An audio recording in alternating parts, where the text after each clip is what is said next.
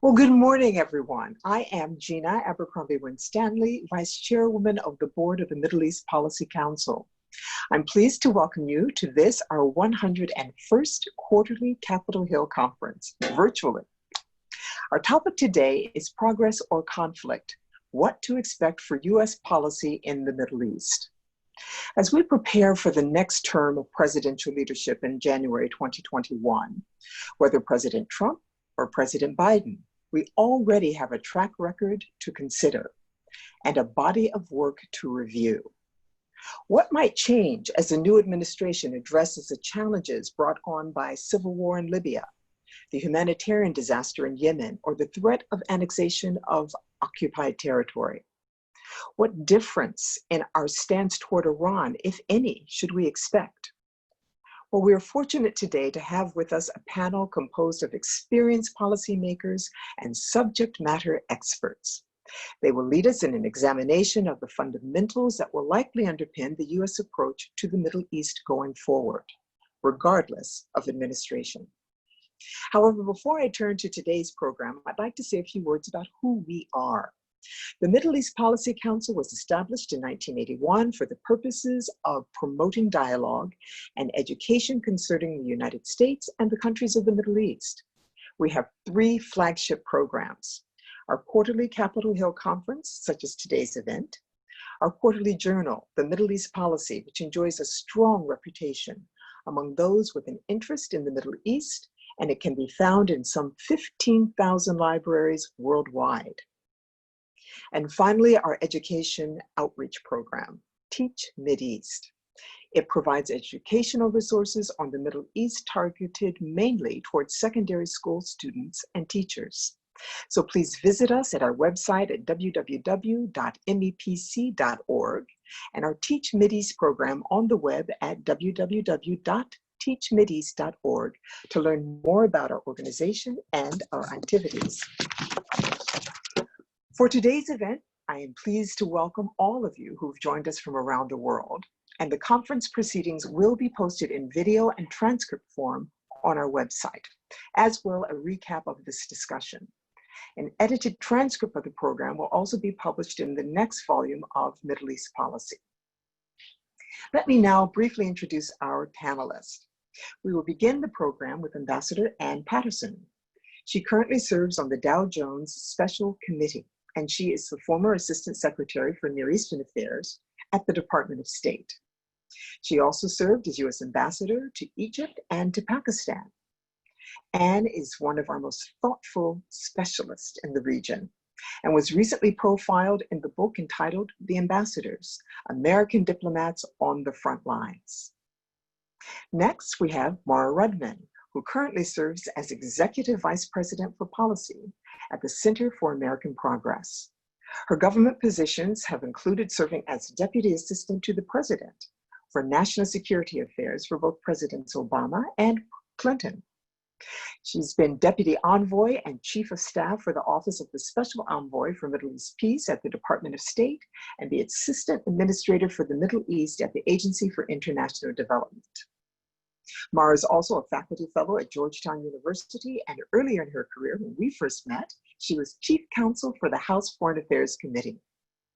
Next, we have Dr. Sanam Vakil, who is Deputy Director of the Middle East North Africa Program at Chatham House. There, she leads the Future Dynamics in the Gulf Project and the Iran Forum. Dr. Vakil is also a visiting fellow at the Hoover Institute at Stanford University and the James Anderson Professorial Lecturer in the Middle East Studies Department at the Johns Hopkins University, SAIS. In addition to her many accomplishments, she is author of Action and Reaction: Women and Politics in Iran. Welcome, Dr. Vakil. And our final speaker is F. Gregory Gause III. Dr. Gause is Professor of International Affairs and the John H. Lindsay 44 Chair at the Bush School of Government and Public Service at Texas A&M University. He has also served on the faculties of the University of Vermont and Columbia University, and has been a fellow at the Council on Foreign Relations and at Harvard University. He has published 3 books, including The International Relations of the Persian Gulf. Welcome, Dr. Gause. I'd like to thank all 4 of you for joining us today. The program will begin with each panelist delivering brief remarks, and this will be followed up by a discussion session which will be moderated by my colleague, Dr. Thomas Vatayer, who is the Executive Director of the Middle East Policy Council. And with that, I will turn the screen over to Ambassador Patterson. Anne? Thank you very much, Gina, and thank you to MEPC for inviting me. It's a pleasure to be with such a distinguished group of experts. I'm going to focus on what I think U.S. policy would be in the Middle East in the next administration, regardless of who wins the election. And then I was asked to make some remarks about Egypt. I think whoever wins the U.S. election will confront a more confused and violent situation in the Middle East than we've seen in years. Libya now bears similarity to Syria as a civil war with lots of outside intervention. Lebanon's melting down, Jordan's under pressure. There have been some curious explosions in Iran recently with strategic consequences. And we're very fortunate to have, I would say, the country's most preeminent expert on the Gulf with us today, Dr. Gause, so I'll leave that part of the world to him. But the questions are, what should the U.S. do about it, and what are U.S. interests in the region now? First, I thought I'd start with some of the trends that any incoming administration would have to focus on. And the first, I think, is the Turks are back in the region with a vengeance. I was personally a little surprised that Turkish troops could actually turn back General Haftar, who had gotten support from Egypt and the UAE and Russia. I thought that would probably put him over the top, but the Turks now have troops in Qatar. They played a preeminent role in Syria. They're aggressively exerting their claims on energy resources in the Eastern Mediterranean. So the Turkish presence is any administration is going to have to deal with that. And the second is renewed Russian influence in the region. Of course, this goes back to Russia's absolutely ruthless support of Bashar al-Assad with air power. But there's no question that Russian success in Syria, and let's call it success, has improved its standings with Arabs and has made them a major and perhaps permanent diplomatic and military presence in Libya. So any new administration is going to have to deal with the Russians, and not just in Libya and Syria. The third important trend, I think, is going to be economic strife, particularly in countries that were already on the brink. Remittances, not just from the Gulf, but also from Europe, because of COVID, are supposed to fall by over 20%. In Lebanon, which a country has been surprisingly resilient in recent years, remittances account for 12.5% of GDP. In Egypt, the figure is 8.8% of GDP. Egypt, a country which has had some considerable economic success in recent years and a very major gas fund, is now facing the double hit of a drop in tourism revenues and remittances. And maybe here's a good part to talk a little more about Egypt, which is still the most populous and important Arab state, but one which has watched its diplomatic and cultural strength falter considerably in recent years.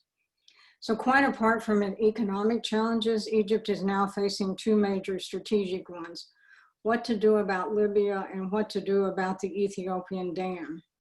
First, on Libya, I read an anonymous analysis a couple of days ago, which basically said that the Egyptians can't do much in Libya to support Haftar or to combat the Turks because of their short supply lines and the configuration of their force. That sounded about right to me. We've seen the shortcomings of the Egyptian army against an insurgency in the Sinai, where the Israelis had to bail them out. But it's certainly true that the Egyptians have legitimate security interests in Libya, because when Gaddafi fell, weapons flowed out to the Sinai as well as every other armed actor in the region. I suspect they will proceed cautiously, but you can see a scenario easily in which Turkish and Egyptian troops would come into direct conflict. And the second strategic challenge for Egypt is Ethiopia's filling of what's called the Greater Ethiopian Renaissance Dam, which will reduce flow to the Nile. This will aggravate Egypt's already climate change-induced reduction of arable land, and fertility rates in Egypt are going up after years of decline, which will put even more pressure on agriculture. The Obama administration and the Trump administration, from what I can tell, has worked to resolve this issue between the Ethiopians and the Sudanese and the Egyptians without much success. I don't know the current status of the negotiation or what the Ethiopians are doing on actually filling the dam right now. That's a subject of some speculation. But I do know that this is basically a life or death issue for Egypt and a lot more important than a bunch of Turkish troops in Libya. I don't know what they can do about it except to pursue diplomatic solutions. But even when I was in Egypt, there were hints of military action if the Ethiopians should proceed with the dam. On the domestic side, much has been written about Egypt's crackdown on activists and journalists and now doctors. Still, I think the main long-term threat to President al-Sisi would come from his colleagues in the military who either want to crack at the top or are worried about what he is doing would undermine the prestige of the military. But at least in the short run, I don't think Egypt will be on the list of those crisis countries that any new administration would have to deal with early on. But I think the long-term trends are hugely challenging. So any American administration is going to have to confront the profound fatigue with the region, and a lot's been written about this. Historically, our interests have been the free flow of oil and gas and the protection of Israel, and those are faded. The Israelis can take care of themselves. The free flow of oil and gas didn't fade as much as people thought when American senators and President Trump had to get on the phone and talk the Saudis down from their oil price war with the Russians. The U.S. still has interests, of course, alleviating human suffering. Counterterrorism, which I want to stress, is still an important objective, and we're really only one attack away from the war on terror coming back with a vengeance. Any American administration is going to have to decide what to do about presence. When we talk about presence, we're really talking about the big bases in the Gulf where most people are, Bahrain, Qatar, and Kuwait. But the troops are also in Syria and Iraq and Jordan, and the US participation in the MFO. There's been a lot of talk about reductions, but as far as I can tell, they haven't been substantial. And we even put troops into Saudi Arabia, now withdrawn after the Abqaiq offense. The National Defense Strategy called for taking more risk in the Middle East, but no one really knows what that means. But still, I think that with the US jaw-dropping deficits and lots of pressure for domestic spending, there are going to be huge pressures on the defense budget. So economic priorities are going to coincide with fatigue to encourage, I think, a more rapid US drawdown. A corollary of this is arms sales, which I suspect the Biden administration would look at with more skepticism. I think this will include both arms that countries pay for themselves and those that the US taxpayer provide, like in Egypt. All of these are valid tools in the American playbook, but they need to absolutely increase partner capacity and interoperability and not just give countries what they want to get their hands on. So I think a Democratic administration is going to take a hard look at both arms sales and security assistance throughout the region. So let me speculate about President Biden. His views on the House of Saud are well known. He articulated those in a debate, somewhat to my surprise. But I think you can go to Dan Ben-Aim's article about Saudi Arabia and see where I think the Biden administration is coming out on Saudi Arabia. There's going to be a lot more emphasis on human rights. I think throughout the region, they'll be more interested on labor rights, women's rights, historically important democratic priorities. And I think far more emphasis on ending the war in Yemen. Vice President Biden has also said he'd re-enter the Iran nuclear agreement. I think the real issue there is under what terms the Iranians are out of compliance with the agreement now. It only has 5 or 10 years to run, depending on how you look at it. How would they re-enter or renegotiate? And then I think you can go to an article by Jake Sullivan, Dan Benaim, that they are proposing a broad-scale dialogue on the Middle East, mostly between Iran and the Gulf, but not exclusively. It'd be complicated, but I think people that are in the international community could handle this. So I think that's pretty clear. I think there are other questions about what any administration would do with the Israeli Palestinians. There's been a lot of talk about a reassessment of our policy toward Israel by Democratic progressives. I guess I'd be skeptical of that. Any administration is going to have to decide about what to do about the two-state solution. Quite apart, in my view, is not only what to do about the lack of a Palestinian partner, but about the economics of this, because any peace plan was going to require a huge amount of money. And the conventional wisdom has always been, if you could get to that point, Congress would write a blank check. I just don't see that happening anymore. And any peace process to be successful is going to require a lot of financial support. A couple of positive notes. I hope any administration will continue to support Tunisia. Has current, some current problems right now, but it's been a remarkable success story.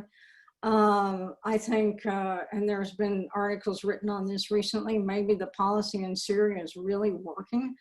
And maybe there's an opportunity now with the impact of the Caesar sanctions to really move Assad toward some kind of political deal. If you're skeptical, I understand that after all these years. And then the issues of the camps, Al-Hol and the huge displaced persons camp. We desperately need to up our diplomatic game. Our embassies are closed and understaffed and evacuated from COVID, and we've never gotten over the risk aversion from Benghazi, so we've got to get people out into these regions.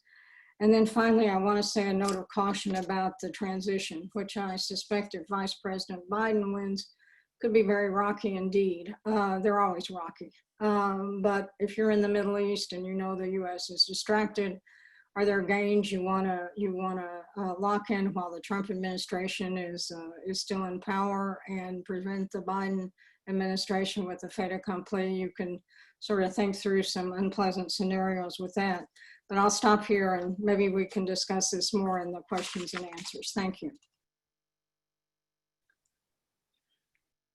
Thanks, Anne. I think I am up next, and I want to start with a thank you to the Middle East Policy Council for bringing us together, to Gina and Anne, as always, really appreciated hearing your thoughts. You laid out very helpful framing for me to step in here. I want to talk particularly about where we are on where the United States is and may be going on Israeli-Arab, specifically Israeli-Palestinian issues and challenges. And I would say I agree in part and disagree in part with Anne's layout of some of those issues. I believe very strongly that the United States has a strong interest in working to resolve the Israeli-Palestinian conflict and in being seen to be doing so. I think this is for a variety of reasons and has continued over time, even as politics, certainly around the world, between and among the actors and in the United States, may have shifted some on this in various directions. But to me, the United States still has a strong interest in a more sustainable regional security and stability, points that Anne made. I continue to believe that working to resolve the Israeli-Palestinian conflict is actually key to actually being able to get to that sustainable regional security and stability. I also think there are links to our ability, the United States' ability to help to form more lasting regional economic and security cooperation structures. I think that Sanam, who's talking after me, may further emphasize that, particularly in how we most effectively come together to deal with the ongoing threats from Iran, and looking at new ways of in the next administration. I don't think it's going to happen in this one, of getting to a different or a different joint comprehensive plan of action with respect to Iran.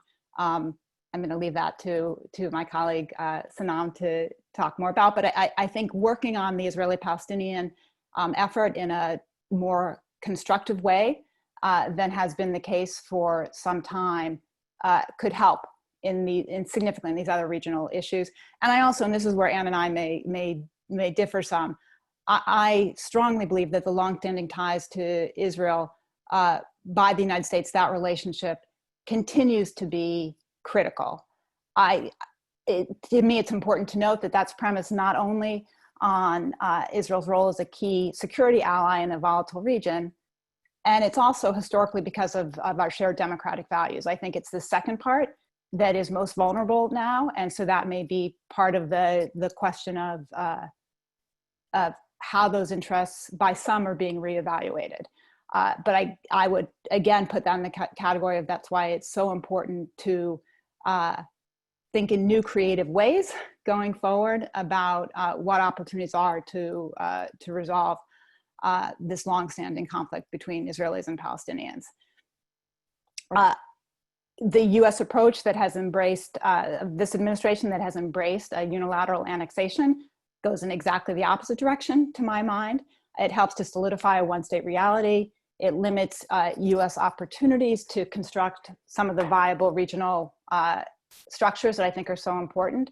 And so it results in constraining our options with respect to Iran and other challenges in the region. And it certainly further dims the political horizon for a sustainable two-state solution. I fully appreciate the very open questions about how attainable that two-state solution is at this point.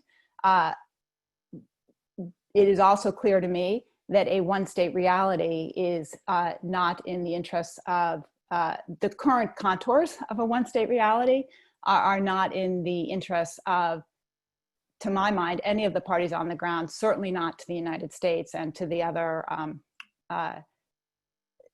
opportunities for us in the region that I laid out. It stands in the way of that. I would want to focus in terms of how we can do better going forward. And let me just be clear, I think that's a low threshold right now, given how we have done on some of these issues for some period of time. But I would look at 4 basic ways that the United States going forward could improve on and increase the opportunities to get to some sort of resolution between Israelis and Palestinians that serves our interests and theirs much better. I think the first, and I'll step through the 4 briefly and then come back and go into a little bit more detail. I think the first is to focus on context and politics, both for everyone involved in the region, for the players, and being mindful of that in the United States. I think second, America leads best by helping to keep all eyes on the horizon, laying out a clear political horizon, working with the parties to do so, and helping to lay the path for reaching it. And I think that third, progress is most likely when we can, in doing so, get the parties to engage directly with one another. And finally, appreciating Anne's point about the challenges overall on the economic situation and on being able to get support politically for the kind of massive assistance that might be necessary should the conflict be resolved. I also think it's important to keep in mind that U.S. assistance on the path to getting there is critical, and it is a very important tool used effectively. I do not believe that efforts to deploy that coercively are likely to be helpful with either party. So first, focusing on context and politics. I think there are tremendous opportunities for progress on the Israeli-Palestinian front. If we correctly account for the geopolitical surroundings, and look critically at Israeli and Palestinian politics. Let me give an example. When we look at the security interests and concerns that Israel has in the region, and really think about how they would benefit or how they would be harmed going forward by the amount of, by annexation of the Jordan Valley. It's obviously part of the current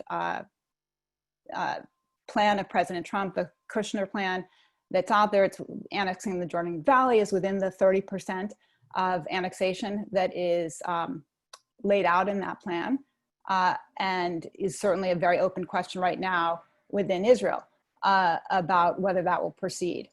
Going forward with annexation would leave a number of Israeli settlements, regardless of views on the legality of those settlements, would leave them, would have them require far more Israeli security, military work, efforts, cooperation. It would be deeply destabilizing to Jordan, a key player on the security front for the region, and whose relationship with Israel on that, in that respect is very important, and would have a destabilizing, significantly destabilizing effect in multiple ways in the rest of the region. So looking at Israel's security interests and being able to have the conversations with Israelis in the terms that are important to them, but being able to show why and how the ways they might proceed are contrary to those interests are important.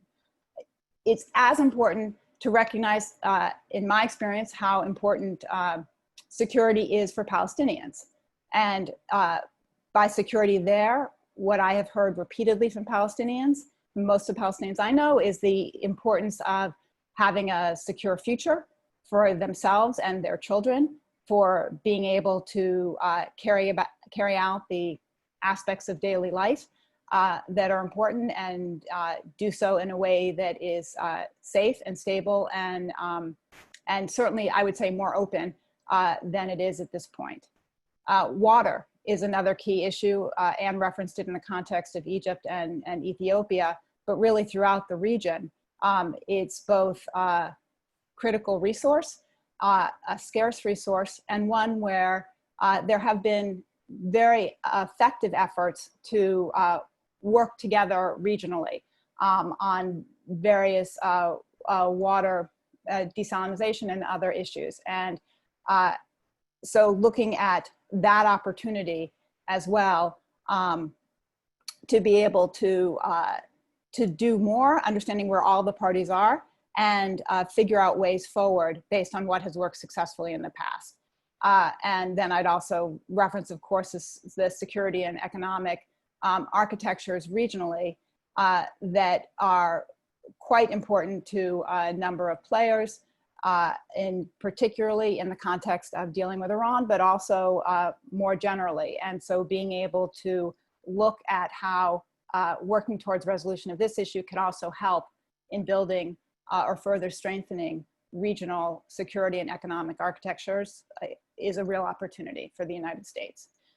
And doing so for America by both creating a vision or helping to understand where the parties are, and then work with them on what that vision might be, and then look at how we get there. So we certainly need Israelis and Palestinians to agree on what is necessary to be able to sustain peace going forward. Generally, they have done better when there are various players focused on understanding their needs and being able to help to move things forward in that respect. And as I said, that's by assessing the politics of all involved, and understanding what the United States gets out of it. I think we can do a much better job of articulating why things are in our interest, and why continued investment and engagement to move forward with an ear towards where the parties are and where we think they can get to is very, very crucial. This also goes to the fact that progress is most likely when the parties engage directly with one another. They are very far from being able to do that right now, but one thing that we have seen with certainty is that attempts to impose solutions by the United States or others generally counterproductive. On the flip side, when the parties come together on their own and the United States comes in to support and maybe quietly in the background, helping them along the way to get to those first engagements.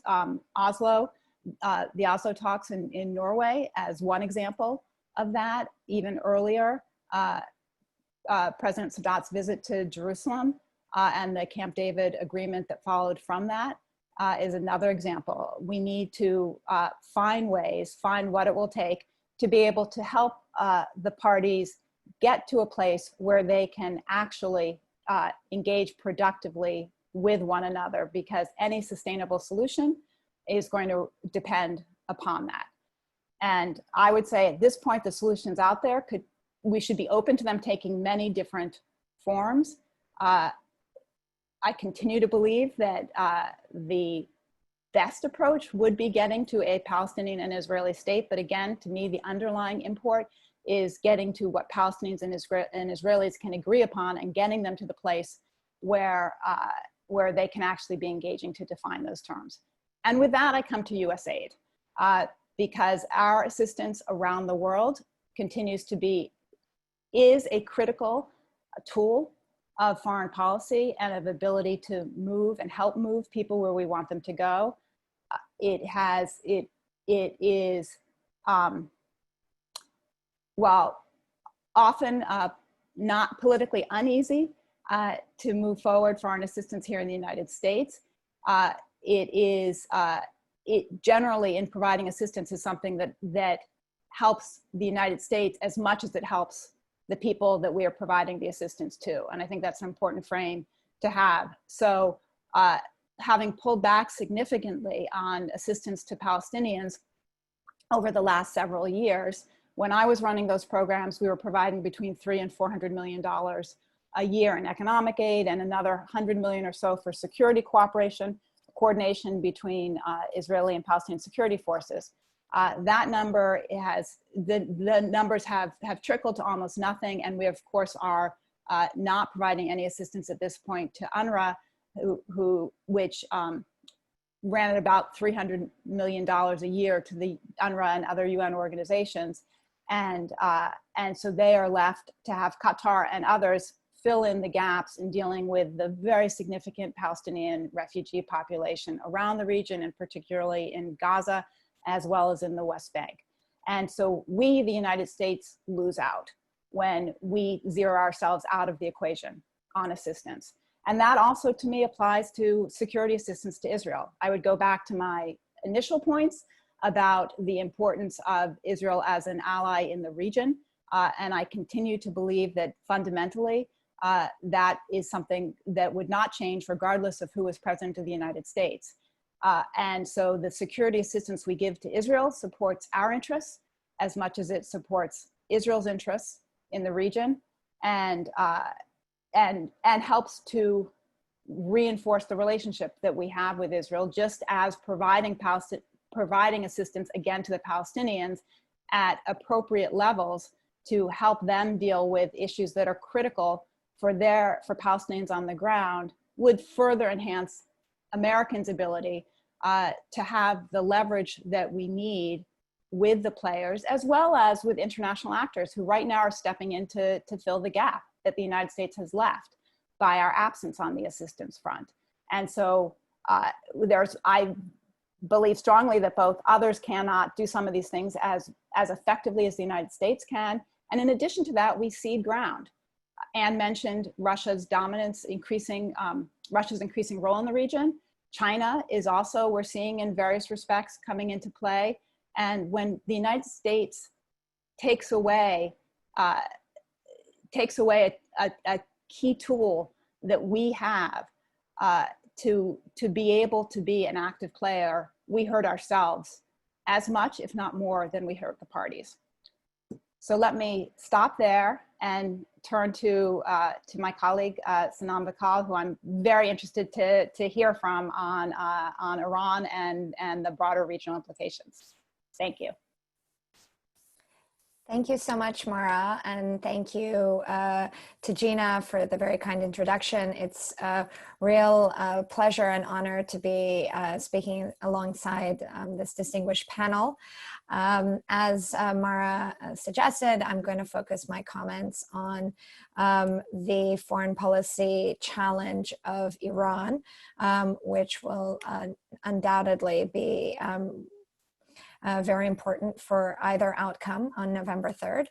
I think that the issue of Iran is something that isn't a concern of just the United States at this point, and the wider European policymaking community, the wider Middle East is also very concerned about US foreign policy towards the Islamic Republic. And all eyes have been on November 3rd and will be on November 3rd for some sort of perhaps clarity on US position vis-a-vis Iran and how that is going to impact the region. So we know that for 2 years now, the Trump administration has been very directly pursuing maximum pressure against the Islamic Republic, having withdrawn from the JCPOA on May 18th, 2018. The stated objectives of that policy were twofold. One, to reduce Iran's regional influence, and second, to bring Iran back to the negotiating table. And here we are in July 2020, and neither of those outcomes have come to fruition. And I would like to speak to you as to why I think that hasn't happened. And in principle, I'm going to speak to some mistaken assumptions, perhaps made by the current administration, that are sort of preventing them from achieving an opportunity for negotiations with Tehran that could potentially lead to maybe altered Iranian engagement in the region. But I think thinking through some of these issues is really important for a Biden administration as well as the Trump administration, because maximum pressure, I would argue, is really not working. And in fact, what we have been borne witness to over the past 2 years is Iran's maximum resistance strategy, which has very much dramatically altered Iran's domestic political climate, but also as part of Iran's maximum resistance strategy, it has sought to transfer pressure and instability to the region as part of its spreading the pain plan and strategy of obtaining leverage through the sanctions-based strategy. So let me sort of talk through my thinking on this, and also just let you know that much of my analysis is informed from a research paper that we conducted at Chatham House, and it came out last year. It was an interview-based research study that drew upon expert interviews with analysts and policymakers in 10 countries, the signatories of the Iran nuclear agreement, but also drew on analysis from Israeli researchers and policymakers, Emirati researchers and policymakers, Iranian researchers and policymakers, and also Saudis. And the findings of the paper that we concluded and drew upon suggested that Trump's maximum pressure campaign, which was designed to sort of achieve concessions from Iran in nuclear areas with regards to its ballistic missile program and also with regards to the region, were really a bit of an overstretch, and for a number of reasons. Among the main reasons are some of these mistaken assumptions that the administration and also many policymakers in the Middle East sort of make when they look at the Islamic Republic. I think it's important to look at the domestic decision-making inside Iran as one of those sort of areas where these assumptions are oftentimes wrong. First of all, people assume that politics don't matter in Iran. And I would argue that they very much matter in Iran. And they matter because this isn't a sort of monolithic system that all thinks the same. That you have contending factions with contending visions. They might be united as members of the political establishment in protecting the Islamic Republic, seeking stability and security for the Islamic Republic, but they have different visions as to how to achieve that end game. And so I see that the internal politics as producing different policies. If you just go back to the election of President Mahmoud Ahmadinejad, you will remember that policy was much more confrontational, inflammatory. There was very heated rhetoric. And it's during that period that Iran moved away from a more concessionary approach that was seen under the previous administration of Mohammad Khatami and became confrontational with its nuclear program and much more supportive of its regional alliances, including Hezbollah. And we saw Hezbollah engage in the 2006 war, for example, in that period. And politics matter also under, with the Rouhani administration, because that is an administration that had overwhelming public support in Iran. And politics matter because the state, and this of course is another area where oftentimes in the United States you hear that obviously the voting in Iran is restricted, it's monitored, candidates are vetted, but people do vote. And seeing sort of the preferences of the population, I think, is also quite interesting. And also seeing the growing apathy that has developed inside Iran as the US has engaged in maximum pressure and imposed sanctions writ large throughout the Iranian economy. We witnessed in the February elections of just this year, lowest voter participation that we've seen in decades inside Iran. And that's bad because, of course, it signals that people are disengaging. It's also bad because the outcome of disengagement generally lends to conservative and hardline candidates from winning elections inside Iran. And this is important because what we are slowly witnessing is the gradual empowerment of conservative groups within the elected bodies of the Islamic Republic.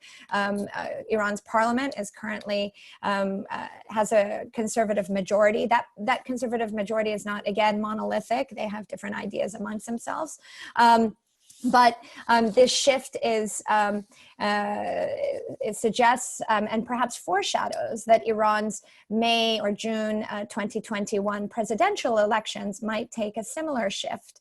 And the outcome of that election could bring a more hardline and conservative political leader to the presidency. And with that sort of conservative monopoly of elected and unelected bodies inside Iran, on the one hand, maybe there'll be consensus, and that consensus could be good for the United States, but at the same time that conservative monopoly of power could lead to more confrontational regional policy, confrontational policy vis-a-vis the United States. It's really unclear. And more importantly, I think in the domestic environment, that kind of consensus allows for conservatives to dominate the political narrative within the state and sort of prepare for succession of the supreme leader that is really on the horizon and something that Iran watchers have been waiting for and think that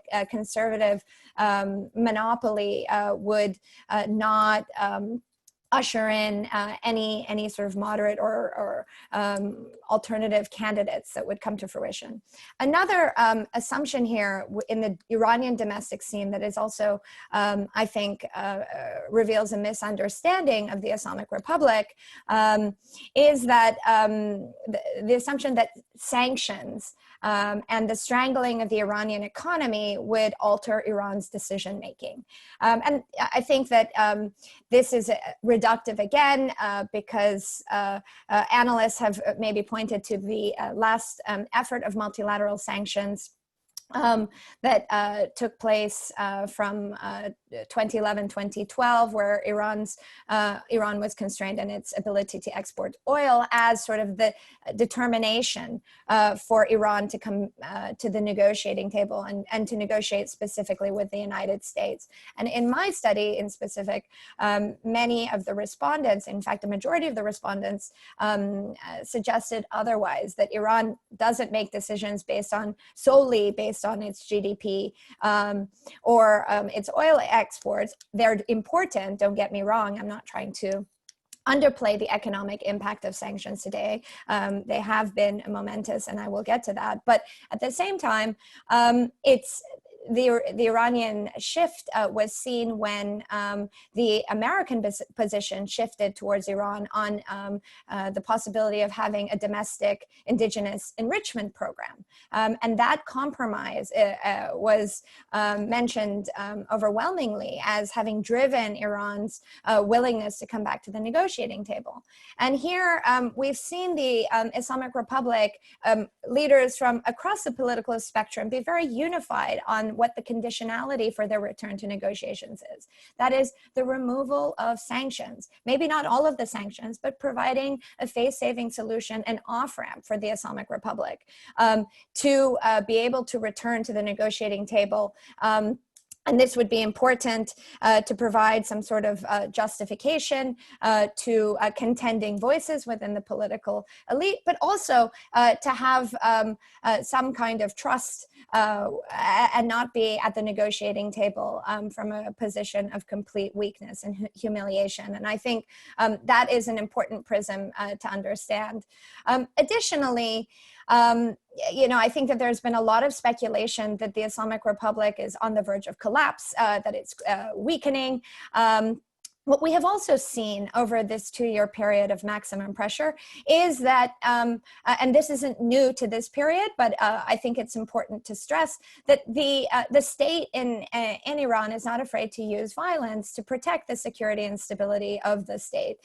We have seen the government be very violent and suppress protests and demonstrations repeatedly, and at the same time, the state is also trying to demonstrate that it is resilient, and its resilience is giving political leaders a bit of confidence. And what am I referring to? I'm specifically focusing on the economic prism here.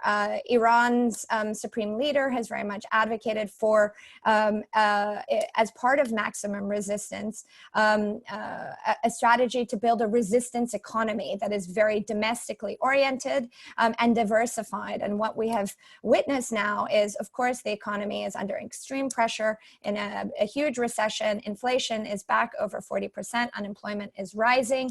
And it's ordinary Iranians that are very much feeling the pressure of these policies. But the state at the same time has adapted, has diversified, is no longer reliant predominantly on oil and gas exports, and in fact has become a services and manufacturing-oriented economy. And it is surviving by becoming more dependent on regional trade, and I think this is a really important point when thinking about wanting to reduce Iran's regional influence. Iran is now more than ever reliant on trade with Iraq, with Afghanistan, with all of its neighbors. And it's looking to draw down on its own national defense fund, the development fund, and looking for alternatives alternative strategies to stay afloat. So within this domestic climate, there's sort of a lot of misreading of how adaptable and flexible the Iranian state actually is. A second point would be to also look at the assumption that the United States can really go it alone vis-a-vis Iran. What was really important the last time round in getting to the negotiating table was a multilateral approach. And that multilateral approach saw Russia, China, the countries known as the E3, Great Britain, France, and Germany, all come together collectively in this negotiating process that became the Iran Nuclear Agreement, or JCPOA. But over the past 2 years, the Trump administration's very transactional bullying, and I'm quoting European policymakers here, approach has very much frustrated particularly Europe and European allies who share a lot of concerns with Washington about Iran's regional influence, about Iran's ballistic missile program, but they can't go there and they can't address these topics because Europe is principally concerned about saving the Iran nuclear agreement above all right now. And it is caught in the middle, unable to provide economic sanctions relief, unable to save the deal, and frustrated because all of the negotiating efforts, the Macron plan that was pursued last year, an effort to bring President Rouhani and President Trump together, also failed to come to fruition. And instead, Iran has reacted by breaching incrementally different parts of the Iran nuclear agreement, such that the nuclear deal today is very fragile. It's in tatters, if you will. The International Atomic Energy Agency has passed a resolution condemning Iran for blocking even access to inspectors.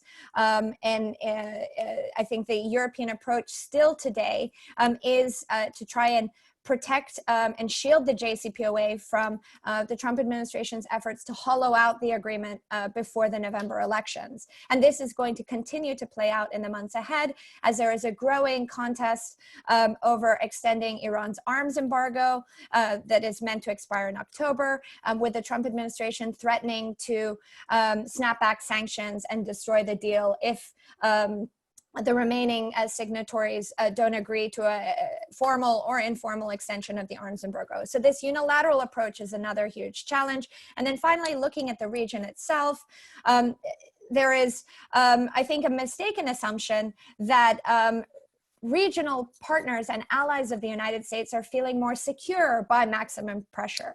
And I'm sure Greg is going to talk about this a bit more, but this insecurity, I think, and anxiety from US allies has been very, very evident to me as we saw last summer's attacks on tankers throughout the Persian Gulf, the September 14th attacks on Abqaiq. No U.S. meaningful response took place in that period of time. I think that even I've heard from Gulf policymakers that, and this is of course quite quiet, but the Trump's the withdrawal from the JCPOA is even an issue because it suggests that perhaps future negotiations with any U.S. administration cannot be guaranteed as well. And so, it just sort of enhances the anxieties of regional partners that had hoped that the U.S. would continue to maintain and protect the security relationship and commitment to these states. At the same time, President Trump has dangled the prospect, repeatedly dangled the prospect of a deal with Iran. And I think that fuels competition further. The administration hasn't been able to solve the Qatar crisis. And at the same time, we've seen the United Arab Emirates move closer to Iran in reaction to the events of last summer. Now, of course, we have January 3rd as maybe a different sort of inflection point where the U.S. killed Qasem Soleimani and General McKinsey, the commander of CENTCOM, even said that some semblance of rough deterrence has been established vis-a-vis Iran. But I think the key point that he made when he made that statement was, for now. And we are sort of, even Tehran is in this sort of waiting game moment, trying to also play its cards before November, waiting until they get to November before they make any sort of escalative ploys going forward. So we haven't seen a return to negotiations because of some of these assumptions. And I just quickly want to mention that we also haven't seen a reduced Iranian footprint in the region. And I think that this is also part of a mistaken analysis of how Iran engages in the region. We've seen the kinetic action and reaction over the past year, but Iran's relationships with proxy groups and non-state actors are not solely train and equip or command and control relationships. The way Iran engages is multifaceted. It's multi-actored, and it operates at a diplomatic level with multiple actors that are not solely sectarian. It operates on an economic level, not just through the IRGC, but also includes private sector engagement, be it in Iraq, be it in Syria, and beyond. It operates through the use of its soft power engagement simultaneously. And then, of course, you do have the military relationship that is not solely IRGC. There's intelligence, there's security relationships. So I'm not saying that it will be impossible to manage Iran's role in the region, but it's important to understand the contours of that relationship, the depths of those relations that oftentimes are decades old and familial based and personal.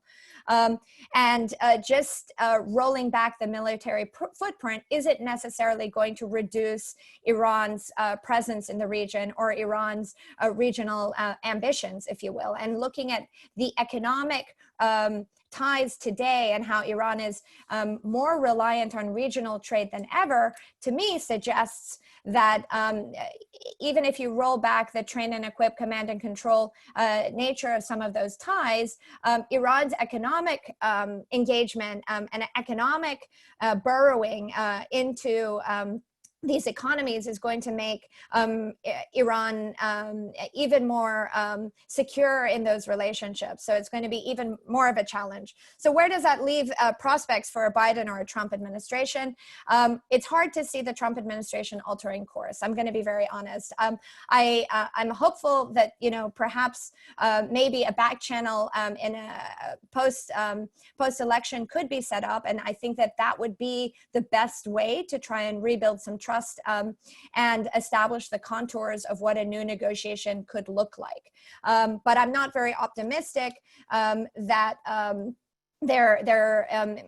that the administration is going to prioritize and invest in those kind of negotiations, because they're going to be long and they're going to be lengthy and they're frankly going to be painful. And future negotiations are also going to require greater collaboration with US allies and partners, and of course also contending with a greater Russian and Chinese presence in the Middle East. For a Biden administration, I think that there are some opportunities. I mean, as Ambassador Patterson mentioned, there are indications that there could be a re-entry and / renegotiation of the JCPOA. I think that's a really important opportunity to capitalize on. I think that perhaps using the current fragility of the JCPOA to renegotiate is a really good opportunity, and one that could be embraced also by Tehran, because Tehran also had frustrations with the deal and the economic delivery, access to SWIFT, and investment. So there are opportunities there. And the dispute resolution mechanism is a framework that could be used for all parties to come back together and renegotiate the US entry and make it conditional for perhaps extensions to the sunsets, maybe inclusion of Iran's long-range ballistic missile program. But regional issues will require a wider negotiation and a wider framework that will I think require discipline and commitment, not just from the United States, but also Europe and I think the the Security Council permanent members as well, and will require multilateral and bilateral processes that will involve many actors in the region. And I'm just not sure that the next administration, even a Biden one, will have the discipline and commitment to invest in that process. I hope so. Ultimately, I would say that having Iran be a partisan issue is a problem. I think that now that I have moved abroad and been abroad for an extended period of time, I think the partisan nature of US policy towards Iran and also to the Arab Gulf, it does a disservice to American interests in the region, and ultimately fosters a greater insecurity around the Middle East. And this insecurity is being really exploited, not just by Russia and China, but through the creation of new ideological blocs and a new power competition that is taking place in the Middle East, where you see, you sort of see vague alliances between Turkey, Qatar. You might throw Iran there on some issues, you might not, and against other countries like Saudi Arabia, the UAE, Egypt, and how that plays out, I think, is going to be really quite dangerous for the region, and it's not going to be benefiting U.S. security interests ultimately. So I'll stop there. Sorry if I overspoke, but thank you very much. And I'm going to turn the floor over to Greg Gause. Thanks very much. I'm in the unenviable position of the last person on a panel where everything that's worth saying has already been said.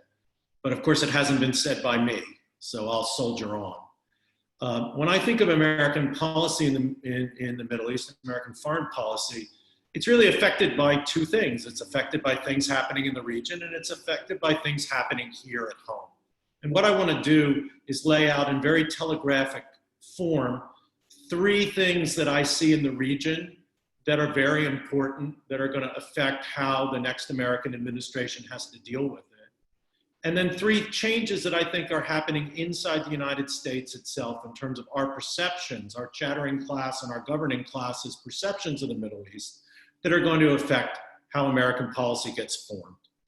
So the three things that are happening in the region that I think are going to be really central for how any American administration has to confront the region are, first and most important, the long-term weakening and collapse of state authority in so many parts of the region. In some countries, this has been a decades-long process, in Lebanon and Yemen, in Iraq. In some places, it was more sudden as a result of the Arab Spring, Syria, Libya. But these political vacuums that have been created by the collapse of authority in the region are, I think, the fundamental reality of regional geopolitics. They invite intervention, both by regional powers like Iran, like Turkey, like Qatar, like the UAE, like Saudi, and international powers like the Russians and us. They also encourage radicalization. Civil wars basically encourage the more radical side. They allow jihadist groups to have areas in which they can operate. This, I think, is the long-term issue in the region. And it's going to take decades to reconstruct political authority. And the problem for the United States is that we don't have any idea about how to help people do that. We're very good at state destroying, but we're not very good at state building. The second thing that I think we have to realize about the region is that we're seeing the modified return of great power politics. Now, I don't want to exaggerate here. Russia is not the Soviet Union, and China remains very reluctant to get directly involved in the geopolitics of the region, I think because they're smart. But the unique configuration of the post-Cold War world, where the United States was unchallenged in the region, and the unique incentives of the post 9/11 world, where the United States wanted to go in and do a lot of stuff, are basically over. Third, we have to recognize the gradual decline in the centrality of the region's oil to the global economy. Now, I emphasize gradual, not immediate. Middle East oil is still extremely important in terms of global geopolitics. Right? We saw that with the price war between Russia and Saudi Arabia. We see that with China perhaps creeping into some new strategic relationship with Iran. However, the long-term decline in the importance of the region's oil is real, and it's going to affect this issue of state capacity. Because so much of state capacity, I think, in previous decades was built either directly or indirectly on oil money. And so with the challenge of rebuilding political authority facing so much of the region, the decline in oil revenues is going to make that task that much harder. Right? So the collapse of authority, the modified return of great power politics, and the gradual decline in the geopolitical centrality of the region's oil are things that any American administration is going to have to think about. How about the changes at home? Again, I'm going to identify three in a very telegraphic way. First, American policy in the Middle East, like American policy on so many things, is becoming increasingly partisan. During the Cold War and in the post-Cold War period, that golden age of American power in the region, which, I think we squandered largely, changes in administrations, even changes from Republican to Democratic and Democratic to Republican administrations, didn't change American policy in the Middle East that much. In fact, hardly changed it at all. There was something of a consensus on how American policy should work in the Middle East and what America wanted out of the Middle East. I think that's over. And I think we see that in three issues. I think we see it in Israel, on Israel.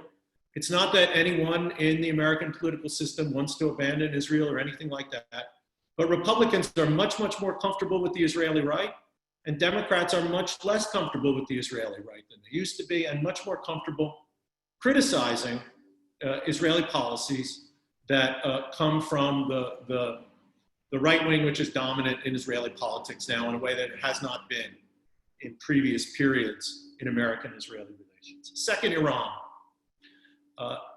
I don't think it's an exaggeration to say that the Republican Party has become the party of regime change in Iran. I just think that's obvious.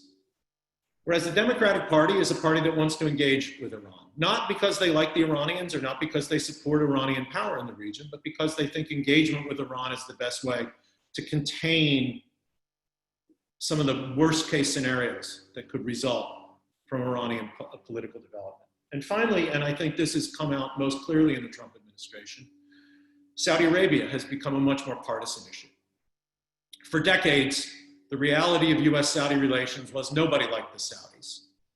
But whoever was in the White House wanted to work with the Saudis. That's Republicans and Democrats.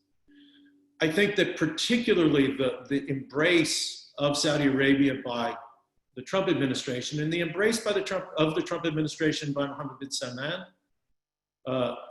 is unique and has driven Democrats into a much more critical position on Saudi Arabia. The Saudis have misplayed their hand on all sorts of things, Jamal Khashoggi killing, the Yemen war, of course we can go through those. But I think that the partisan temperature on Saudi Arabia in American policy is higher than I've ever seen it. And I think that will be reflected in a Biden administration. President Trump is both a symptom and a cause of this partisanship. Right? He's obviously a cause because of who he is, right? And the way he acts, and that's obvious. But he's also a symptom. I mean, I think that these trends were happening in American politics before the Trump administration. The Trump administration has simply accelerated. The second American reality that I discern that's going to affect our policy in the region is the increasing belief that the Middle East is just not that important.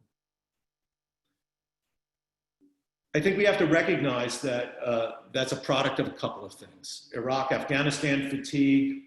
I think it's a product of very exaggerated arguments about American energy and independence.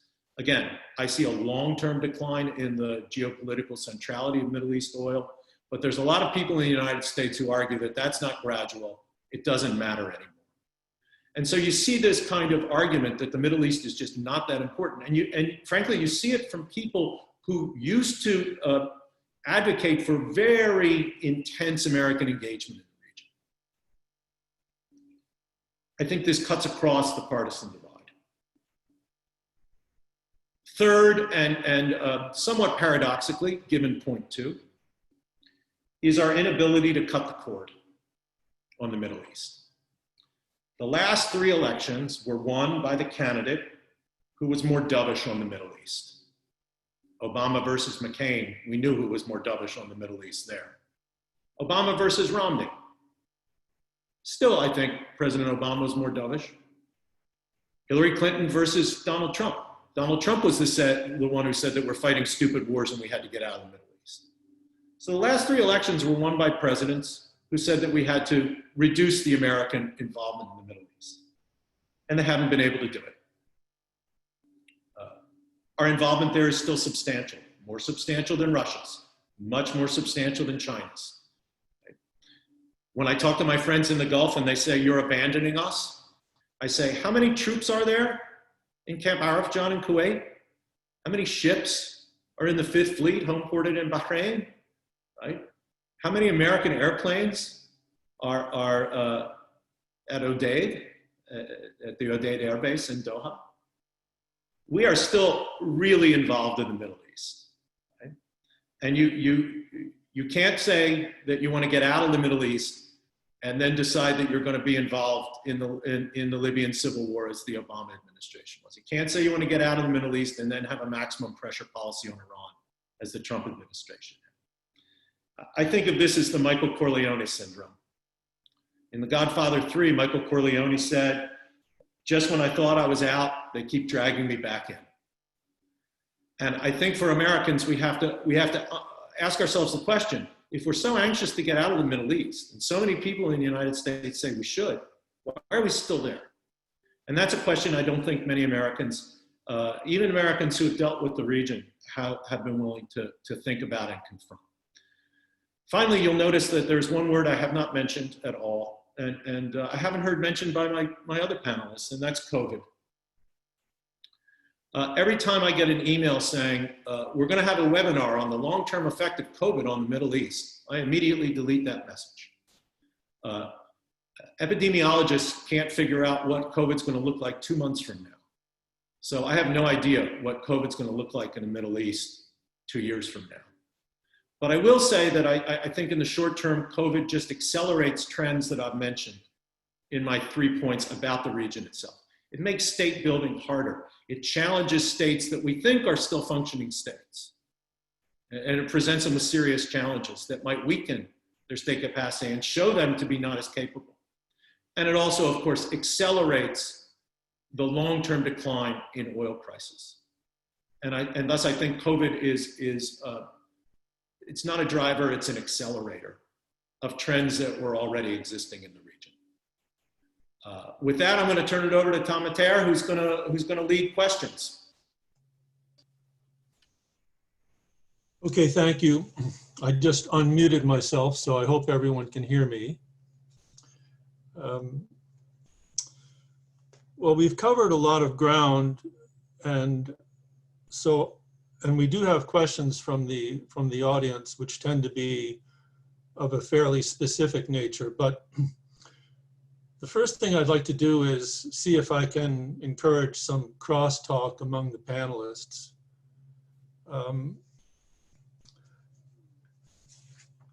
We've discussed various goals and strategies that we have in the region, but I wonder how much agreement or disagreement there is among the panelists. For example, Anne talked about guaranteeing the free flow of oil out of the region, but Greg indicated that over the long term, the importance of that oil is going to decline. Mara talked about protecting Israel, but I wonder, are there other states in the region that we ought to be protecting as an objective of the United States? We talked a little bit about advances that are being made in the region by Russia and Iran. There was a time when you articulated American objectives in the region, one of the top ones was to prevent any other adversary from dominating the region. So how important is that now? How important is it to prevent Russia and Iran and maybe China from advancing in the region? And what should the best strategies be? I'm not clear from Mara about how a two-state solution helps as a strategy for attaining our objectives, helps build a regional security architecture. I'd like a little more explanation there. And of course, Sanam talked very well about Iran, but what are really the prospects for diplomatic engagement with Iran as a strategy for attaining our other objectives in the region when we might have pushback from Israel and Saudi Arabia? I know that's a long question, but can we find out how much agreement and disagreement we have before we go to more specific audience questions? You know, another way of putting that is, you know, and Greg wrote an article recently called "Should We Stay or Should We Go?" So that another way of putting it is, what should our level of engagement be in the region? Should we be disengaging? Anne said that fatigue will lead to a drawdown, but should fatigue lead to a drawdown? Anyone can go first. Anne, why don't you go first? So on the Gulf basis, so my guess is we're not going to withdraw. It's not just the free flow of oil, and I entirely agree with Greg that lots of Americans think we can just sort of blow this off, but we can't, as we just saw. But those bases are needed for lots of other things, certainly the war in Afghanistan. Also, though, they were seen, and certainly to the countries that host them, as a bulwark against Iran, which is why it's so important to get the Iran issue settled, because it drives a lot of other issues in the Gulf. And the other reason we have those bases is our Gulf allies pay a lot of their own freight. So that's probably not the real touchstone of our overextension in the Gulf. So I'd be surprised if we drew down those precipitously. The DoD's just come out with a rule that there won't be dependence there, which is might change the configuration. So if I were a policymaker in the next administration, I'd start with Iran, because I think it's a key to settling settling a lot of the other issues in the region.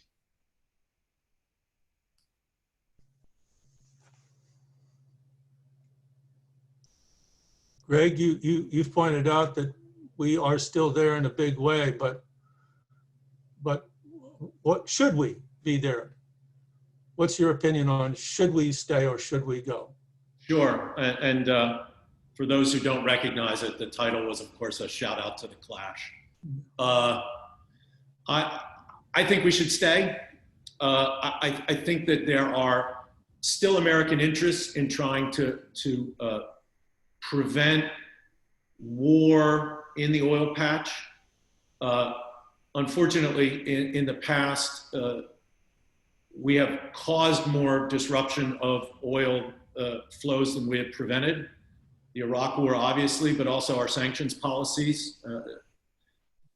But given the fact that we've had in the last couple of decades, last 3 decades, 2 attacks by Middle East regional powers on Middle East oil, major Middle East oil facilities, the Iraqi invasion of Kuwait in 1990, and the Iranian attack on Abqaiq and Khurais in Saudi Arabia in September of 2019, I still think that there's a role for American military forces as both deterrent and one hopes that they don't have to be used as actual defense. To me, the most surprising thing that's happened in the Trump administration is the lack of reaction to the Iranian attack on Abqaiq. And I would have reacted much more strongly to that. Let me just say one other thing. I think our long-term goal should be to deal with people where the state is still functioning and try as best we can to promote the restoration of political authority in the places where political authority is now weakened and challenged. That means dealing with Iran because they've got an address. I thought JCPOA was a good idea. And I would deal with Iran directly. And I think go away from this shimmer of a policy of regime change. I would also keep dealing with Saudi Arabia, which also has an address. And in places where political authority has collapsed, I think we have to make hard choices. One of them is we have to recognize that, unfortunately, the Assad regime is going to govern what's left of Syria for a while. And what we need to do is get our head around the fact that we've got to deal with that fact. We've got to decide who we want to back in Libya, because anybody ruling, I think, is better than what's going on now. And in Yemen, we have to get the Saudis to find an exit ramp, because nothing good's being done there. Yemen has always been a weak state, but right now it's a weak state that's also a humanitarian disaster. And that can't remain contained within Yemen for that long. It's remained contained within Yemen since 2012. And that's amazing, but it can't be maintained that way for that long. That's another reason we have to talk to Iran. That's a very schematic set of policy goals, Tom, but that's where I would start if I were running the show. But as you well recognize, I'm not running the show.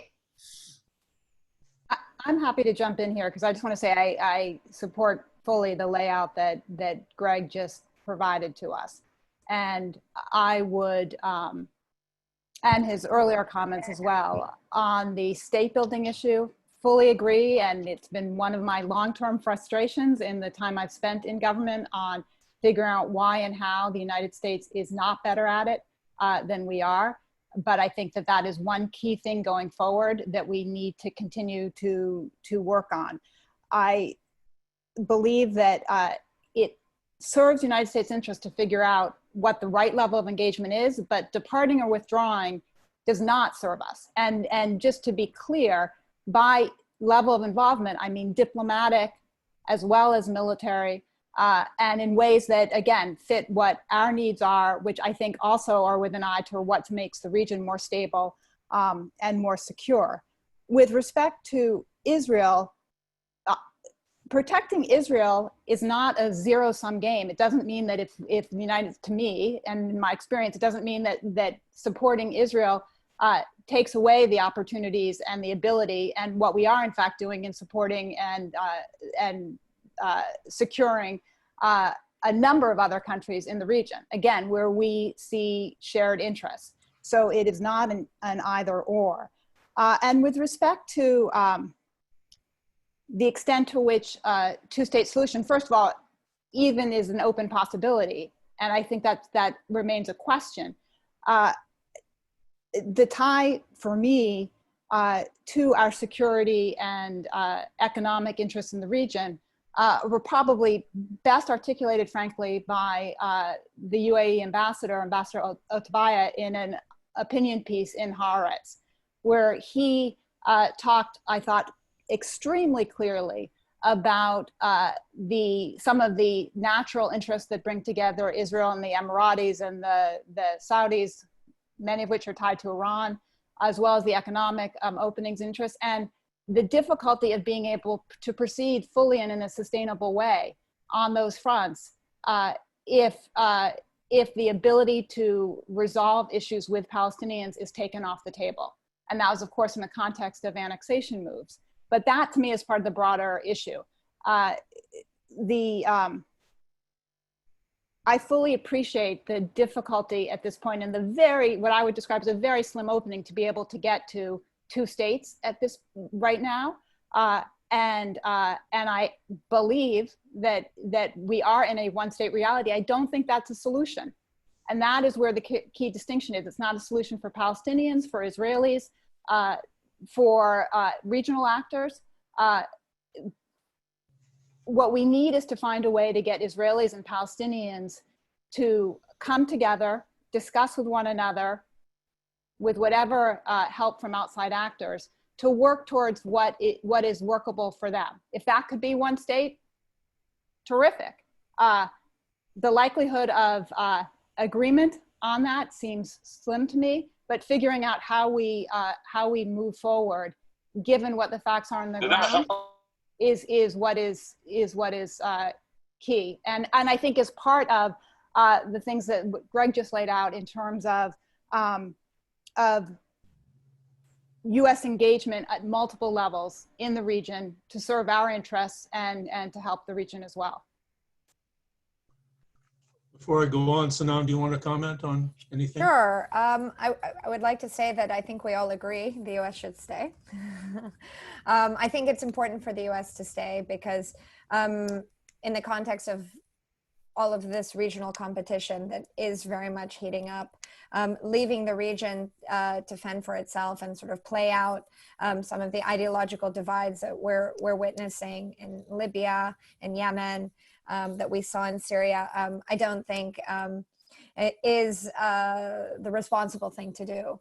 And I'm not arguing just because the US was in Iraq and they sort of, I'm not arguing the broke it, you fix it sort of responsibility, but the US has been the principal external actor in the region for decades now. And its presence or its absence, I think, would be a huge destabilizer. And being there would be an important reassurance for Gulf states that have become increasingly anxious by the uncertainty of the relationship with the U.S. September 14th was a huge turning point. I share Greg's assessment about September 14th. I too was incredibly surprised that there was no action taken against Iran, and I think that even Iranians were surprised. The Iranian establishment was surprised.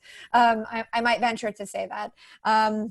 I think, that was a big turning point for everybody in the region, and the lack of deterrence, or the 2 months later or 3 months later deterrence, I don't think sort of set the record straight. I think really ultimately what is needed, because it does seem that we're on the trajectory for a U.S. departure, just a question of when and in what capacity and for, over what period of time, is for the beginnings of a regional security discussion. And there are very few countries that can bring all of the parties together. And this is not just a U.S.-Iran discussion. It's a huge part of the problem, but it's an Iran-Saudi, it's a Qatar, UAE. I mean, there's so many dynamics that need to be addressed beyond also the civil wars that continue to go on, the Yemen war, which, as Greg mentioned, is a humanitarian catastrophe, the Israeli-Palestinian issue that seems to be really on the sidebar now to the Iranian one. And Libya, which I think really doesn't get nearly as much attention as it needs to, because what's playing out there is really a reflection of intra-Arab state competition, ideological, a clear ideological divide as to the role of Islamic political groups and parties within the Arab state system. And these things need to be discussed. There needs to be clear established lines on sovereignty and stability in the region. And there needs an outside interlocutor is needed to do that. It can't be perhaps the US alone anymore, but forcing everybody together to sit down and not just look to the United States to balance or contain the Islamic Republic. I think that isn't going to work anymore. And it's time to have some tough conversations about whether containment is truly effective as a policy. And maybe that containment has to be balanced with a bit of engagement in order, again, to take a maybe longer term approach and strategy vis-a-vis Iran and the region, one that is going to obviously require time, confidence building measures, and an investment on the next generations in the region, because they've been bearing witness to all of this conflict for so long. I think sides have really hardened, and so the US should stay there and try to bring people together if possible. But I'm dubious that that's going to happen. Okay, thank you. Now, as I said, audience questions tend to be a little more specific, but we've been talking about Russian advances and Iranian advances and whether China wants to advance or not. So here are a few questions. Why is it that we have done nothing about stories of Russian intelligence paying bounties to kill Americans in Afghanistan? That's one. How are we going to react to what appears to be emerging agreement between China and Iran in areas of trade and military cooperation? So let's start with them, and then I'll have questions about Iran and Turkey following that.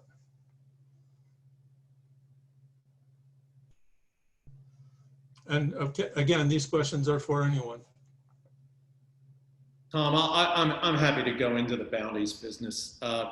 So I heard General McKenzie, our commander of CENTCOM today on NPR, say that he wasn't convinced by the intelligence yet that there are actual bounties being paid. But to me, this is a great non-issue. I mean, the Russians are trying to make our life difficult in Afghanistan. They're trying to make our life difficult everywhere. That seems to be Mr. Putin's, one of his strategic goals in life, including within our own domestic politics. And so, the Russians in classic realpolitik have decided to deal with the Taliban, whose fathers and uncles killed Russians and drove them out of Afghanistan when it was the Soviet Union. So to me, this is just, we shouldn't be shocked when gambling is going on in the back room.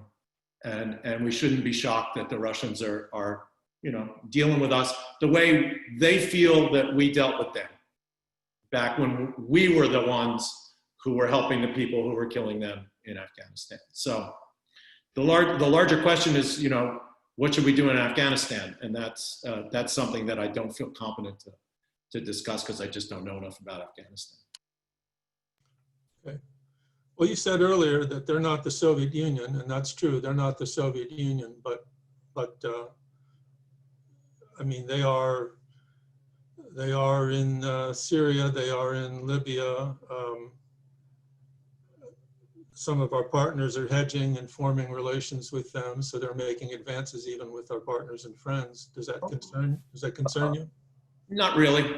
I mean, I think of Russia as a gas station with nuclear weapons. And I just don't think they don't have a message that resonates with anybody. And so people are going to deal with the Russians based on self-interest. And the Saudis and other oil producers have real interest in having a decent relationship with Russia. They have parallel interests, but also at times competing interests. We saw that. We've seen that this year, both the competing interests and the parallel interests. And so this is just part of the modified return to great power politics, I think, is that the Russians are going to play in the region, but they cannot provide the kind of military protection that the Soviet Union could plausibly provide to clients and allies in the Middle East. I mean, they don't have a Navy. I guess that their Air Force is getting better. I'm no specialist on this, but they're not what they were, and I don't see them as a huge threat. I see them as an irritant. Okay. And what about this Iran-China agreement? Maybe Sanam wants to take that. Yeah, I'm happy to talk about that. I know this agreement has received a lot of attention in the press over the past few days, and this isn't a new agreement. So I tend to, I'm not underplaying its importance, but Iran and China signed a comprehensive strategic partnership in 2016. Iran and China have had economic and diplomatic ties for decades now. The Chinese have been investing in the Iranian economy, albeit at a limited rate, also for decades now. And China has comprehensive strategic partnerships with 4 other countries in the Middle East and 7 strategic partnerships in the Middle East. So the Middle East is really a critical nexus for its Belt and Road Initiative. It'll be interesting to see how COVID impacts China's ability to invest in the region. I mean, it's pursuing pandemic diplomacy, but of course its fiscal capabilities are also going to be somewhat restrained as well. It's perhaps going to focus more on its nearer abroad rather than investing in the Middle East. And this 25-year-old deal that is being penned has been in the works for a few years now. I think it's being politicized both in the international community, but also domestically inside Iran. It's important on the one hand, because it shows Iran's priorities to maintaining trade ties with China. It doesn't have very many other relatively strong relationships where it can draw upon. But at the same time, this suggestion, I'm a bit dubious that China is going to be able to invest $400 billion in the Iranian economy, because its own investments, strategic investments, for the Belt and Road Initiative, I believe the figures were between 600 to 800 billion. So I can't imagine that a country that has taken a relatively balanced approach to its engagement in the Middle East and very much benefited from the US military presence in the region is going to suddenly take sides and double down on Iran when it has important relationships across the Persian Gulf and with Egypt and with Israel and so on and so forth. So I think that we should be a bit more balanced about it and look at it through the prism of domestic politics within Iran, and then of course US and China tensions at the same time. Tom, can I just say one thing about this as well? I can imagine people in Beijing are feeling a little bit like the person in a relationship who goes out on a couple of dates and then sees the engagement announcement in the newspaper being published without their permission. But on the Iranian side, I just think this is a fascinating, Iranian trope. They're always looking for that quote unquote disinterested outside power to come in and protect them from the other powers that are rapacious and going after them, because the poor Iranians are always, put upon and threatened. And, it was a half a century ago, a little bit more than a half a century ago, that the United States was that power that the Iranians wanted to bring in because of the rapacious Brits and the rapacious Russians. So I think the Chinese are being offered a role that they could look at the history of US-Iranian relations to see that maybe that marriage that they're being kind of pushed to by the Iranians might not be the happiest marriage in the world. Thank you. All right. I wanted to deal with Russia and China. Now let's move to Turkey and Iran, and then we'll go to Saudi Arabia and Israel. One of the first things that Anne said was that Turkey is back in the region with a vengeance. And someone in the audience who identifies himself as someone who has really appreciated the American role in the peace process in establishing peace between Israel and Egypt and Israel and Jordan and even some Israeli-Palestinian agreements, is now asking about the power balance in the region and what the US can do in resolving conflicts, but particularly, what do we do about our NATO ally, Turkey, which this questioner believes is actually escalating conflicts in the region. And certainly some of the Arab states are concerned about the way Turkey is advancing in the region. It has base in Qatar, it's intervening in Syria, it's intervening in Libya. So what's our relationship with our NATO ally? And what's the nature of their intervention in the Middle East?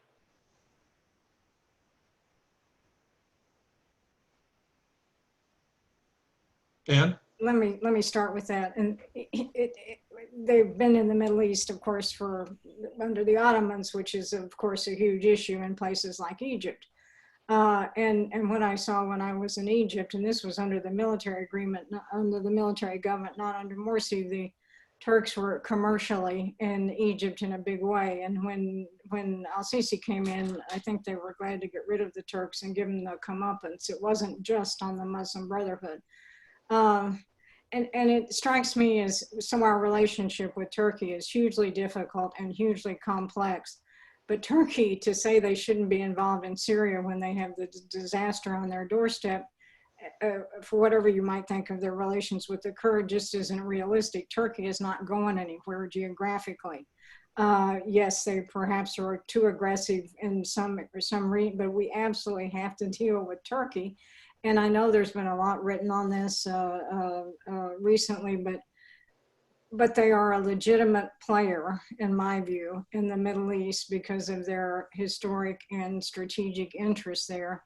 And to think otherwise, to just wish them away is not going to work. Libya also has the French and the Italians at each other's throat.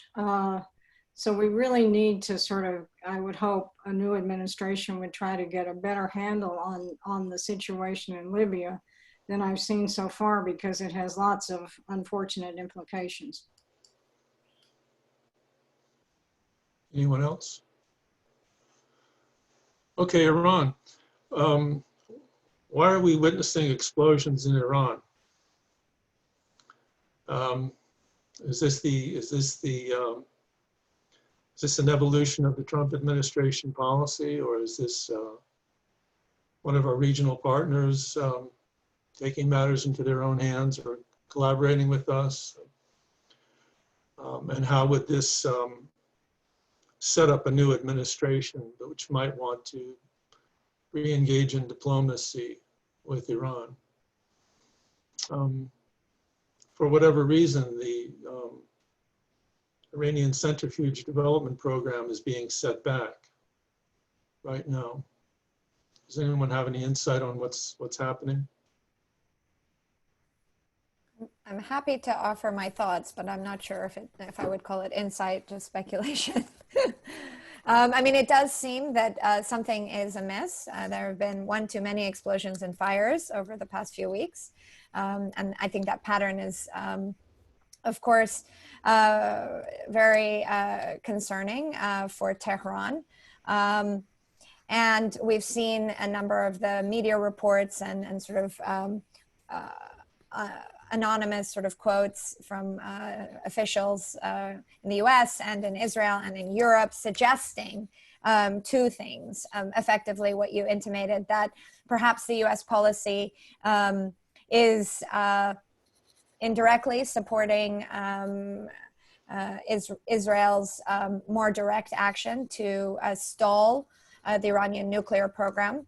I think that, I mean, from my vantage point, that looks like something that could be happening, along with maybe a more targeted cyber attack at the same time.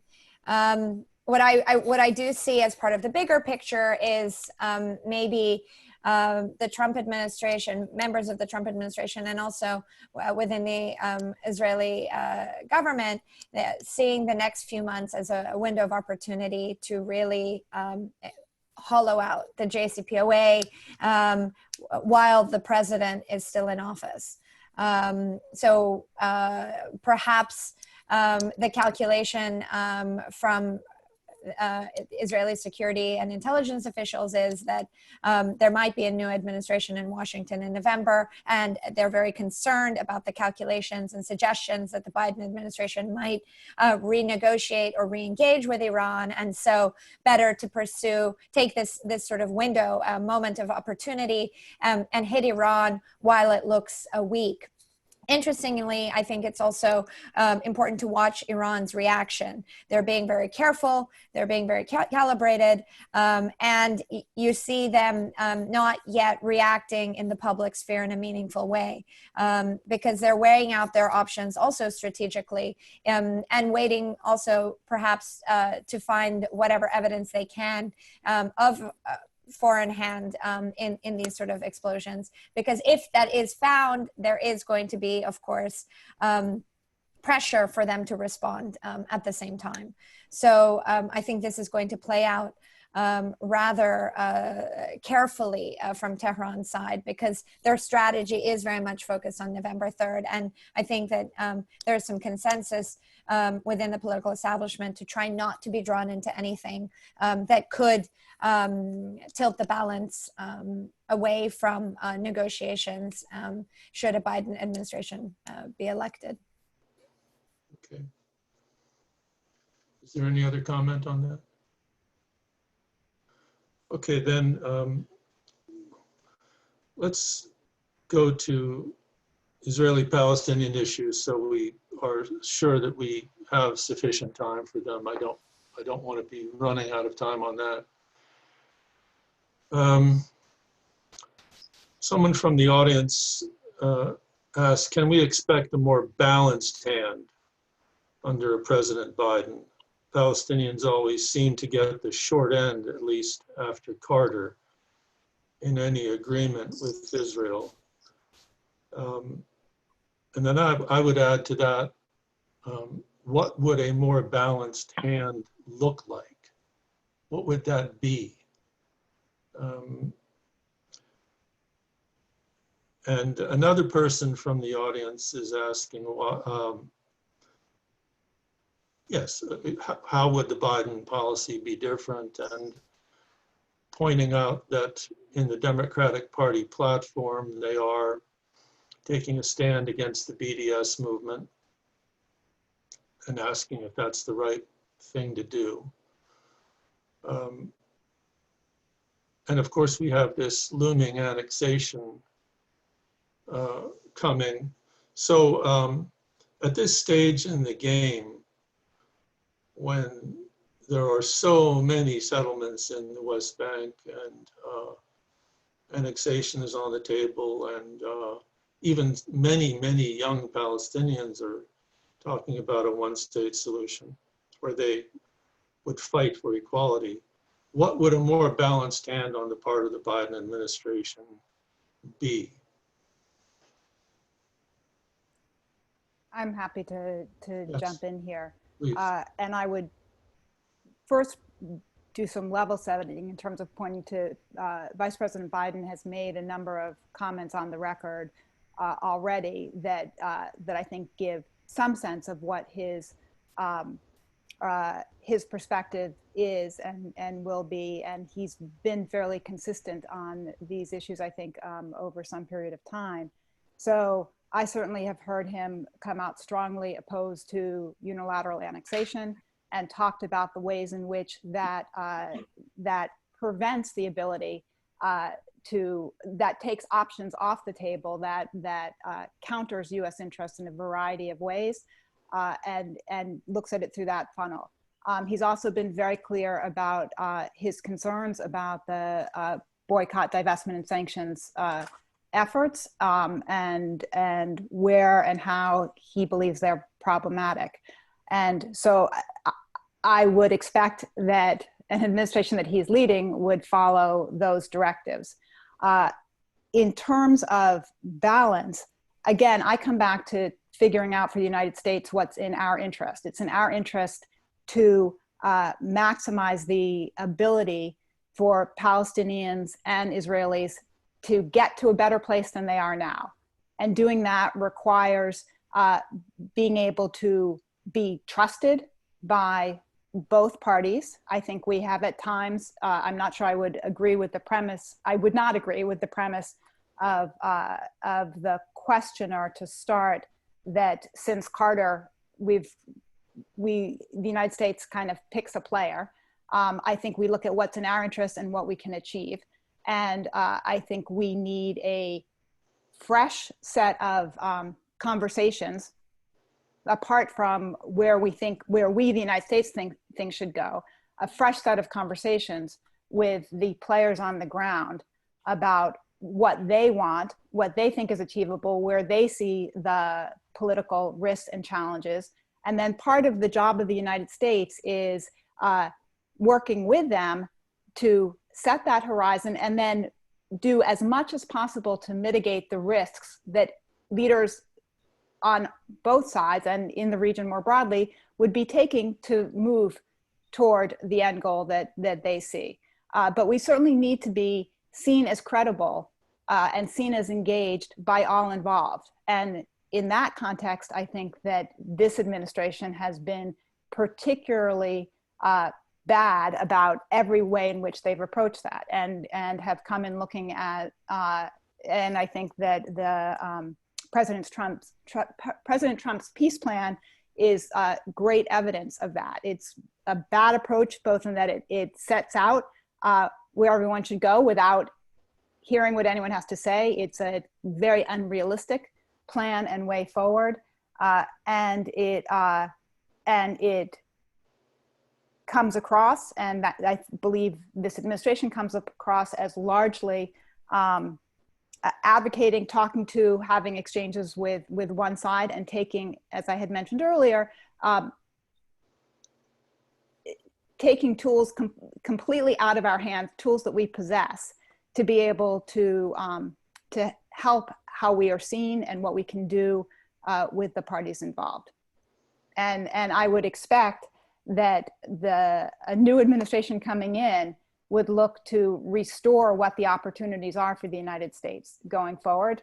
And again, Vice President Biden has talked about his commitment to restart assistance to the Palestinians and to look for ways to reopen the PLO-PA office in Washington, to find those diplomatic tools and opportunities to the maximum extent possible, and to work, as we talked about with Iran, to work with our allies and our partners in Europe and in the region to come together to increase the set of options, as opposed to what we've had, which is a constant decreasing of what options and opportunities are to serve U.S. interests, and which is consistent with also helping the interests of those in the region. Would anyone else like to comment on that Israeli-Palestinian issue? I'd just say that I tend to look at it within the context of that point that I made at the outset about state failure and state weakening. I think it's in America's interest to avoid having more collapsed states and collapsed governance systems in the region. And you know, the policy of cutting back on aid to the Palestinians, which is, you know, I understand you don't want to throw good money after bad, but we're not talking about huge amounts of money by American standards here, by American aid standards. What we don't need is a complete collapse of authority in the West Bank. We already have the problem of the divided authority between Gaza and the West Bank. And what we have is an octogenarian leadership in the West Bank that my sense is, although I don't follow these issues as closely as Mara does, is increasingly detached from its own population, with an Israeli government that is pushing it, and an American government that's pushing it in ways that could accelerate the collapse of real governing authority there, and just kind of lead to a complete reoccupation, a kind of a return to pre-Oslo. And I'm really not sure that that's in our interest. I don't think it's in America's interest to have failed states and failed governing structures anywhere in the Middle East. And I think the West Bank is a candidate for being one of those if we're not careful. Well, to continue on this, you know, a number of administrations have made good faith efforts for decades, but really without much success. And a number of people in various administrations have said things such as the expansion of these settlements is not going to prejudge or the final outcome. It won't prevent a fair peace agreement from being reached, but is that true? And you know, we can resume aid to the Palestinians, but what about the other tenet that we've held over the years, which is that if we make certain that Israel is enjoying a qualitative military edge and feeling secure, that they will make generous, necessary concessions and agreements. Has that worked? And if it hasn't worked, do we need to look at offering incentives and suggesting the reduction of certain aid if our suggestions are not taken up? So I would first reject the premise that it's in the United States' interest to provide Israel with a qualitative military edge as a concession for negotiations with Palestinians. The United States' relationship with Israel and security assistance goes to broader regional concerns and the role that Israel can play in the region. So I don't see that direct linkage. And I think, again, that's a faulty premise. I would then take the conversation one step further to emphasize what I was intending to get at earlier, which is that using assistance as a cudgel, as opposed to ways to further build relationships, has generally not worked for the United States. I think this also goes to some of the points that that Sanam was making about the use of sanctions, frankly, and that it is much easier for political movements writ large in the United States to talk about sanctioning or to talk about the things that you can take away, and harder work to organize or mobilize people around what you can offer as incentives for people to move towards what is in your interest. In the diplomacy is the art of letting others have it your way. Those are some of the things that give us that ability. And so the assistance we provide to Israel on the security side, the commitment to their qualitative military edge, is important to them and important to us, and not specific, in my mind, to the Palestinians. What we have done with the Palestinians on various assistance fronts over the years has contributed to the security coordination and to improve Palestinian security forces in a major way, and to increased interaction in a positive way between Israelis and Palestinians. The major amount of assistance we've provided for healthcare, for water, for economic development, similarly has helped us in the relationship and has made a difference for people on the ground. I think we could do much better, going back to Greg's earlier state building point about how we both deliver that assistance and gain some of the direct connection from what we're doing and from the for people's perceptions on the ground. But it is used correctly. It is a critical opportunity for us. And you made the point, Tom, about reaching all Palestinians, and the challenge with Palestinian leadership currently, which I can understand. Part of our ways of being able to reach out more broadly, and we have done this, and to engage the next generation and frankly build a bench for on both the Israeli and the Palestinian side, is through the tools that we have, assistance and on the diplomatic side, the incentives that we offer going forward. Well, finally, people have mentioned Dan Benaim a couple of times, and he's written an article that indicates that on the Democratic side, there's a debate about whether we should reset or rethink our relations with Saudi Arabia.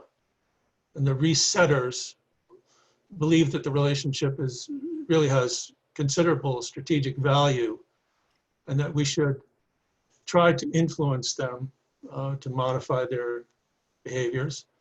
And the rethinkers don't really think the relationship has that much value and want to ratchet it down to things like counterterrorism cooperation. Where do you think the Biden administration is going to come down on that issue? Anne? So I think if you read the article, it seems to me to lean strongly toward the resetters. And for reasons that Greg mentioned, unfortunately, Saudi Arabia, and this I think has been a huge cost, has become caught up in the partisan debate. They made lots of mistakes, of course, but my own view is that the Biden administration and Vice President Biden himself, good grief, he's got 50 years of experience in government. I think there will be pressure, particularly on the human rights, on the female activists, on lots of issues in Saudi Arabia, but I sure don't think they're going to throw the baby out with the bathwater there. This is your area, Greg? So I agree with Ann that I think the fact that my fellow Delawarean Joe Biden is at the top of the ticket means that there'll be less upheaval. But I think if it were a Sanders administration or a Democratic administration from a younger generation within the party, I think you'd see more of the resetters, or the rethinkers, pardon me, dominating. I mean, I think of all sorts of people. Senator, oh no, now I'm having a senior moment. Senator from Connecticut. Help me, Tom.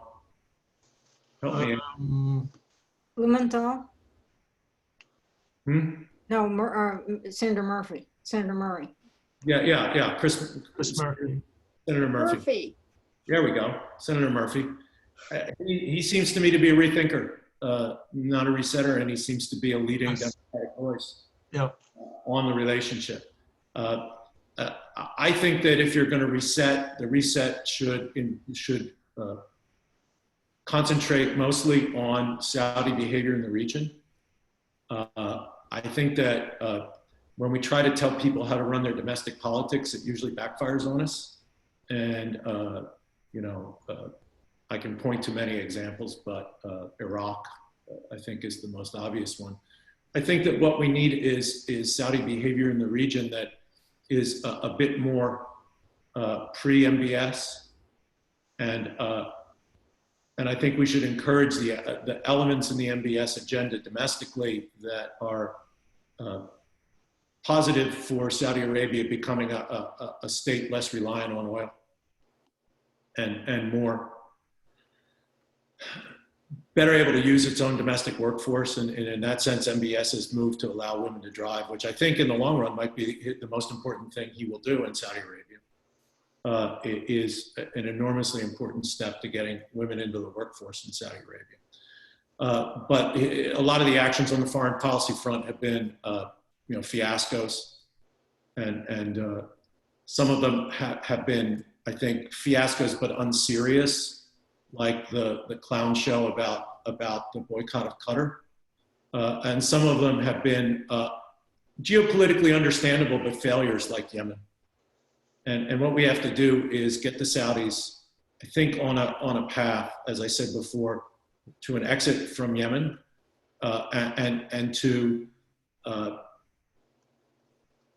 a common view with us about the need to sustain some amount of stability in countries where they're not having civil wars, and to move to try to ameliorate the conflicts where political authority has weakened or collapsed. And I will point to one positive thing that I have seen in the MBS period in Saudi Arabia, and that's a tentative willingness to re-engage with Iraq, which I think is going to be absolutely necessary if Iraq is going to, A, rebuild some kind of functioning central authority, and B, in a way that doesn't make it enormously dependent upon Iran. Thank you. Well, it's noon. The topic was so general that we could take any one of these sub-issues and continue for another hour, but at least we we covered the region in a general way before we may have a change in government. So I hope it'll be helpful to people who read the journal, and it'll be in the fall issue of the journal. But before that, it will be on our website at www.mepc.org.